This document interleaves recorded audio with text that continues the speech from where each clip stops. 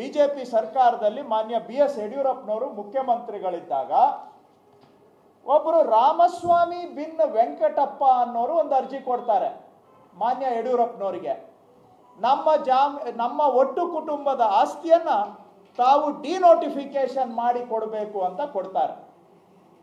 ಇದರ ಮೇಲೆ ನವೆಂಬರ್ 18ನೇ ತಾರೀಕು 2009 ಮಾನ್ಯ ಯಡಿಯೂರಪ್ಪನವರು ಬರೀತಾರೆ, BDA ಕಮಿಷನರ್ ಕೂಡಲೇ ಕಡತದಲ್ಲಿ ಮಂಡಿಸಿ ಅಂತ ಬರೀತಾರೆ. ಯಾವ ತಾರೀಕಿಗೆ? 18ನೇ ತಾರೀಕು ನವೆಂಬರ್ ತಿಂಗಳು 2009ನೇ ವರ್ಷ. ಇವರು ಕೊಟ್ಟಿದ್ದು ನವೆಂಬರ್ ತಿಂಗಳಲ್ಲಿ, ನವೆಂಬರ್ ಕಳೆದು ಡಿಸೆಂಬರ್ 31ನೇ ತಾರೀಕಿಗೆ 1 ತಿಂಗಳು 12 ದಿನದಲ್ಲಿ ಜಾಗ ನೋಟಿಫೈ ಆಗುತ್ತೆ. ರಿಪೀಟ್ ಮಾಡಬೇಕಾ ಅಥವಾ ತಮ್ಗೆ ಅರ್ಥ ಆಗಿದೆ ಅಂತ ಭಾವಿಸ್ಕೊಳ್ತೇನೆ.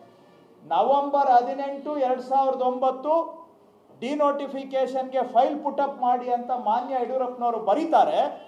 31ನೇ ತಾರೀಕು ಡಿಸೆಂಬರ್ ಡಿನೋಟಿಫೈ ಆಗೋಗುತ್ತೆ. ಡಿನೋಟಿಫಿಕೇಶನ್ ಮಾಡಿರೋದು ಇಲ್ಲಿದೆ, ವಿಡ್ರಾನ್ ಅಂತ. ಈ ಡಿನೋಟಿಫಿಕೇಶನ್ ಬಗ್ಗೆ ತಾವು ಏನು ಹೇಳ್ತೀರಿ ಮಾನ್ಯ ವಿರೋಧ ಪಕ್ಷದ ನಾಯಕರು? ಸರ್ಕಾರಿ ಜಾಗವನ್ನ BDA ಅಕ್ವೈರ್ ಮಾಡಿ 87ನೇ ಇಸ್ವಿಗೆ ಮುಗಿದು ಹೋಗಿದ್ದಂತ ಜಾಗ 23 ವರ್ಷದ ನಂತರ ಡಿನೋಟಿಫೈ ಮಾಡಿಸ್ಕೊಂಡಿದ್ದೀರಲ್ಲ ತಾವು. ಇದು ಬಹಳ ಕ್ರಮವಾದಂತಹ ಕೆಲಸನ, ನ್ಯಾಯಬದ್ಧವಾದಂತಹ ಕೆಲಸನ? ಇದು ಅಕ್ರಮ ಹೌದಾ ಅಲ್ವಾ? ಉತ್ತರ ಕೊಡಿ. ಇದು ಕಾನೂನು ಬಾಹಿರ ಡಿನೋಟಿಫಿಕೇಶನ್ ಹೌದಾ ಅಲ್ಲವಾ? ಉತ್ತರ ಕೊಡಿ. ಮೂರನೇ ಪ್ರಶ್ನೆ, ಇಲ್ಲಿ ಅರ್ಜಿ ಕೊಟ್ಟವರು ರಾಮಸ್ವಾಮಿ ಅಂತ, ಬಿನ್ ವೆಂಕಟಪ್ಪ ಅಂತ. ನಾನು ಈ ಶುದ್ಧ ಕ್ರಯ ಪತ್ರ ತೆಗೆದು ನೋಡಿದೆ. ಇದರಲ್ಲಿ ಗುಳ್ಳಮ್ಮನವರ ವಾರಸುದಾರರು ಯಾರು ಅಂತ. ಗುಳ್ಳಮ್ಮನವರ ವಾರಸುದಾರರು ಒಬ್ಬರು G Shamanna, G Muniraju, G Govindappa, G Kantharaju, G Subramani. ಆದರೆ ಎಲ್ಲೂ ಕೂಡ ರಾಮಸ್ವಾಮಿ ಅನ್ನೋರಾಗ್ಲಿ ವೆಂಕಟಪ್ಪ ಅನ್ನೋರಾಗ್ಲಿ ಗುಳ್ಳಮ್ಮನವ್ರಿಗೆ ನನಗೆ ಏನು ಸಂಬಂಧ ಅಂತ ಇಲ್ಲಿವರೆಗೂ ಗೊತ್ತಿಲ್ಲ. ಮೇಲ್ನೋಟಕ್ಕೆ ಇದು ಮತ್ತೊಬ್ಬ ದಾರಿಯಲ್ಲಿ ಹೋಗುವ ದಾಸಯ್ಯ ರಾಮಸ್ವಾಮಿ ಅಂತ ನನಗೆ ಮೇಲ್ನೋಟಕ್ಕೆ ಕಾಣ್ತಾ ಇದೆ. ಸೊ ಯಾರೋ ದಾರಿಯಲ್ಲಿ ಹೋಗೋ ದಾಸಯ್ಯ ರಾಮಸ್ವಾಮಿ ಅವ್ರ ಕೈಲಿ ಅರ್ಜಿ ತಗೋತೀರಿ, ಕೋಟ್ಯಾಂತರ ರೂಪಾಯಿ ಬೆಲೆ ಬಾಳುವಂತ ಜಮೀನನ್ನ ಅಕ್ವೈರ್ ಆಗೋಗಿರೋದನ್ನ ಡಿನೋಟಿಫಿಕೇಶನ್ ಮಾಡಲಿಕ್ಕೆ ಆದೇಶ ಮಾಡ್ತೀರಿ. ಯಾರು ರಾಮಸ್ವಾಮಿ? ಎಲ್ಲಿಂದ ತಗೊಂಡು ಬಂದ್ರಿ ಈ ಬೇನಾಮಿ ರಾಮಸ್ವಾಮಿ? ಯಾಕೆ ಅಂದ್ರೆ ನೀವು ಮೂಲ ವಾರಸುದಾರರಿಂದ ಆಗ್ಲೇ ಕ್ರಯ ಮಾಡ್ಕೊಂಡ್ಬಿಟ್ಟಿದ್ದೀರಿ. ಈಗ ಮೂಲ ವಾರಸುದಾರರು ನಿಮ್ಗೆ ಅರ್ಜಿನೇ ಕೊಟ್ಟಿಲ್ಲ. ಡಿನೋಟಿಫಿಕೇಶನ್ಗೆ ಮೂಲ ವಾರಸುದಾರರು ಅರ್ಜಿನೇ ಕೊಟ್ಟಿಲ್ಲ. ಆದ್ರೆ ಅವರ ಹೆಸರಿನಲ್ಲಿ ಯಾರೋ ಬೇನಾಮಿ ರಾಮಸ್ವಾಮಿಯನ್ನ ಸೃಷ್ಟಿ ಮಾಡಿರೋದು. ಇದು ಕ್ರಮನ ಅಕ್ರಮನ? ದಯವಿಟ್ಟು ಉತ್ತರ ಕೊಡಿ. ಕೊನೆಗೆ ಡಿನೋಟಿಫಿಕೇಶನ್ ಆಗುತ್ತೆ ಮುನಿಸ್ವಾಮಪ್ಪ ಬಿನ್ ದೊಡ್ಡ ಪಿಳ್ಳಪ್ಪ ಅನ್ನೋರಿಗೆ. ಈಗ ನೀವೇ ಉತ್ತರ ಕೊಡಬೇಕು ನನಗೆ, ಯಾರು ಈ ಮುನಿಸ್ವಾಮಪ್ಪ ಬಿನ್ ದೊಡ್ಡ ಪಿಳ್ಳಪ್ಪ? ನಾನು ಶುದ್ಧ ಕ್ರಯ ಪತ್ರದಲ್ಲೂ ನೋಡಿದೆ, ನನಗೂ ಇನ್ನೂ ಅರ್ಥ ಆಗಿಲ್ಲ ಯಾರು ಇದು ಮುನಿಸ್ವಾಮಪ್ಪ ಬಿನ್ ದೊಡ್ಡ ಪಿಳ್ಳಪ್ಪ ಅಂತ. ಅವ್ರ ಹೆಸರಿಗೆ ಕ್ರಯ ಆಗುತ್ತೆ, ಡಿನೋಟಿಫಿಕೇಶನ್ ಆಗುತ್ತೆ. ಆದರೆ ಕೊನೆಗೆ ಖಾತೆ ಯಾರ ಹೆಸರಿಗಾಗುತ್ತೆ? ಮಾನ್ಯ ಆರ್ ಅಶೋಕ್ ಅವರಿಗೆ ಇದೆಲ್ಲಾನು ಕೂಡ ಬಂದು ಅವ್ರ ಹೆಸರಿಗೆ ಖಾತೆ ಆಗುತ್ತೆ. ಎಲ್ಲಿ ಹೆಜ್ಜೆ ಹೆಜ್ಜೆಗೂ ಕೂಡ ಅಕ್ರಮಗಳನ್ನ ಮಾಡಿ ಇವತ್ತು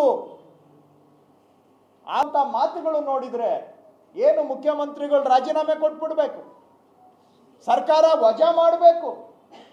ಒಟ್ಟಾರೆ ಇವರ ಉದ್ದೇಶ ಏನು ಅಂದ್ರೆ ಏನಾದ್ರೂ ಮಾಡಿ ಕರ್ನಾಟಕದ ಜನ ಆಯ್ಕೆ ಮಾಡಿರುವಂತಹ 136 ಸೀಟು ಬಹುಮತದಿಂದ 20 ವರ್ಷದ ನಂತರ ಬಂದಿರತಕ್ಕಂತ ಸರ್ಕಾರವನ್ನ ಕಿತ್ತಾಕಬೇಕು. ವಾಮ ಮಾರ್ಗ ಹುಡುಕಿ ಇಲ್ಲಿ ಬಿಜೆಪಿ ಸರ್ಕಾರ ತರಬೇಕು, ಮತ್ತೆ ಇಂಥ ಡಿನೋಟಿಫಿಕೇಶನ್ಗಳನ್ನ ಮಾಡಬೇಕು. ಈ ಹಪಾಹಪಿಗೋಸ್ಕರ ಮಾಡಿದ್ದೀರಾ. ಕೊನೆಗೆ ಮಾನ್ಯ ಗೃಹ ಸಚಿವರು ಕಾನೂನು ಸಚಿವರು ಹೇಳಿದಾಗೆ ವಿಂಗ್ ಕಮಾಂಡರ್ ಅತ್ರಿ ಅನ್ನೋರು ಅವರು ನ್ಯಾಯಾಲಯಕ್ಕೆ ಹೋಗಿ ಪ್ರಶ್ನೆ ಮಾಡಿದಾಗ ಇದನ್ನ ನೀವು ಪೊಲೀಸವ್ರಿಗೆ ಡೈರೆಕ್ಷನ್ ಕೊಡಬೇಕು, ಇದನ್ನು ಕ್ರಿಮಿನಲ್ ಇನ್ವೆಸ್ಟಿಗೇಷನ್ ಕಂಪ್ಲೇಂಟ್ ತಗೋಬೇಕು ಅಂತ ಕೊಡ್ತಾರೆ. ಅದರ ವಿರುದ್ಧ ಆವಾಗ ಆರ್ ಅಶೋಕ್ ಅವರು ಹೋಗಿ ಇದನ್ನು ರಿಟರ್ನ್ ಮಾಡಿಬಿಡ್ತಾರೆ, ರಿಟರ್ನ್ ಗಿಫ್ಟ್ ಅಂತ.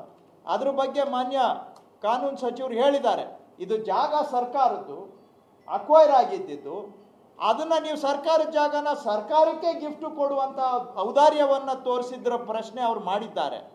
ಆದರೆ ಇದು ಹೈಕೋರ್ಟಲ್ಲಿ ಹೋಗಿ ವಿಂಗ್ ಕಮಾಂಡರ್ ಅತ್ರಿ ಅವರು ಪ್ರಶ್ನೆ ಮಾಡ್ತಾರೆ, ಇದನ್ನು ಒಂದು ಕ್ರಿಮಿನಲ್ ಕೇಸ್ ಆಗಬೇಕು, ಇನ್ವೆಸ್ಟಿಗೇಷನ್ ಮಾಡಬೇಕು, ತಾವು ಆಂಟಿ ಕರಪ್ಷನ್ ಬ್ಯೂರೋಗೆ ಡೈರೆಕ್ಷನ್ ಕೊಡಿ ಅಂತ ಕೇಳಿದಾಗ ಅದರ ವಿರುದ್ಧವಾಗಿ ಮಾನ್ಯ ಆರ್ ಅಶೋಕ್ ಅವರು ಕೋರ್ಟ್ಗೆ ಹೋಗಿ ವಾದ ಮಾಡಿದಾಗ ಕೋರ್ಟ್ನಲ್ಲಿ ಈಗಾಗಲೇ ಮಾನ್ಯ ಗೃಹ ಸಚಿವರು ತಮಗೆ ಓದಿ ಹೇಳಿದ ಹಾಗೆ ಅವರು ಜಾಗವನ್ನು ವಾಪಸ್ ಕೊಟ್ಟಿರೋದ್ರಿಂದ, ರಿಟರ್ನ್ ಮಾಡಿರೋದ್ರಿಂದ, ಆ ಜಾಗ BDAಗೆ ವಾಪಸ್ ಬಂದಿರೋದ್ರಿಂದ ಮುಂದಿನ ಕ್ರಿಮಿನಲ್ ಇನ್ವೆಸ್ಟಿಗೇಷನ್ ಡೈರೆಕ್ಷನ್ ಕೊಡುವಂಥ ಅವಶ್ಯಕತೆ ಇಲ್ಲ ಅಂತ ಹೈಕೋರ್ಟ್ನ ಮುಖ್ಯ ನ್ಯಾಯಮೂರ್ತಿಗಳನ್ನು ಒಳಗೊಂಡಂತಹ ಡಿವಿಷನ್ ಬೆಂಚ್ನವರ ತೀರ್ಪು ಇಲ್ಲಿದೆ, ಅದನ್ನು ಅವರು ಓದಿ ಹೇಳಿದ್ದಾರೆ.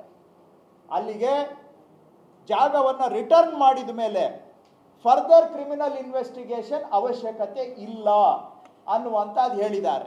ನಿಮ್ಮ ಕೇಸಲ್ಲಿ ನೀವೇ ಈ ಥರ ಹೋಗಿ ಡೈರೆಕ್ಷನ್ ತಗೊಂಡು ಕ್ರಿಮಿನಲ್ ಕೇಸ್ ಬೇಕಾಗಿಲ್ಲ ಅಂತ ಹೇಳಿದವರು ಇವತ್ತು ಮಾನ್ಯ ಸಿದ್ದರಾಮಯ್ಯನವರ ಧರ್ಮಪತ್ರಿಯವರ ಜಾಗವನ್ನು ವಾಪಸ್ ಕೊಟ್ಟರೂ ಕೂಡ ನೀವು ಅವ್ರ ಮೇಲೆ ED ಅವ್ರನ್ನ ತಗೊಂಡು ಬಂದ್ಬಿಡ್ತೀರಿ. ED ಏನು ಎನ್ಫೋರ್ಸ್ಮೆಂಟ್ ಡೈರೆಕ್ಟರೇಟ್ ಅಲ್ಲ, ಅದು BJPಯ ಒಂದು ಅಂಗಸಂಸ್ಥೆ. ಅದು BJPಯ ವಿಚ್ ಹಂಟಿಂಗ್ ಡಾಗ್ಸ್ ಅವೆಲ್ಲಾನು ಕೂಡ ಅವನ್ನ ತಗೊಂಡು ಬಂದು ಬಿಡ್ತೀರಿ. ಅದು ವಾಪಸ್ ಕೊಟ್ಟರೂ ಕೂಡ ಇದು ತಪ್ಪಿನ ಸಾಕ್ಷಿ, ಹಾಗಾಗಿ ರಾಜೀನಾಮೆ ಕೊಡಬೇಕು ಅಂತ ಕೇಳ್ತೀರಿ.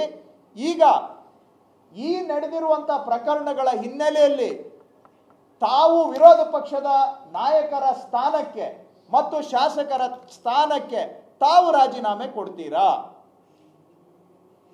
ಡಿನೋಟಿಫಿಕೇಶನ್ ಮಾಡಿಸಿದ್ದು ನಿಜ, BDA ಹೆಸರಿನಲ್ಲಿ ಇದ್ದಂಥ ಜಾಗವನ್ನು ಶುದ್ಧ ಕ್ರಯ ಮಾಡಿಕೊಂಡು ಅಕ್ರಮ ನಿಜ, ಇದೆಲ್ಲ ಸಾಬೀತಾದ ಮೇಲೆ ವಾಪಸ್ ಕೊಟ್ಟಿದ್ದು ನಿಜ. ಆಮೇಲೆ ಫರ್ದರ್ ಇನ್ವೆಸ್ಟಿಗೇಷನ್ ಬೇಕಾಗಿಲ್ಲ ಅಂತ ತಾವು ಕೋರ್ಟಲ್ಲಿ ಡೈರೆಕ್ಷನ್ ತಗೊಂಡಿದ್ದು ನಿಜ. ಇಷ್ಟೆಲ್ಲ ಆಗಿರೋವಾಗ ತಾವೇ ಏನು ಹೇಳಿದ್ದೀರಿ ಇತ್ತೀಚೆಗೆ? ಇಲ್ಲ, ಮುಖ್ಯಮಂತ್ರಿಗಳು ರಾಜೀನಾಮೆ ಕೊಡಬೇಕು, ತಪ್ಪು ಸಾಕ್ಷಿ ಆಗಿದೆ ಅಂತ ಹೇಳಿದ್ರಲ್ಲ, ಅದೇ ತಾವು ಹೇಳಿದ ಮಾನದಂಡ ತಮ್ಮ ಮಾತನ್ನು ತಮಗೆ ಅನ್ವಯಿಸೋದಾದ್ರೆ ನೀವು ರಾಜೀನಾಮೆ ಕೊಟ್ಟು ಆನಂತರ ಕೇಳಿ, ವಿರೋಧ ಪಕ್ಷದ ಸ್ಥಾನಕ್ಕೆ, ಶಾಸಕರ ಸ್ಥಾನಕ್ಕೆ ರಾಜೀನಾಮೆ ಕೊಡಿ. ಆಮೇಲೆ ತಾವು ನೈತಿಕವಾಗಿ ಮಾತಾಡೋದಕ್ಕೆ ತಮಗೂ ಕೂಡ ಹಕ್ಕು ಇರುತ್ತೆ.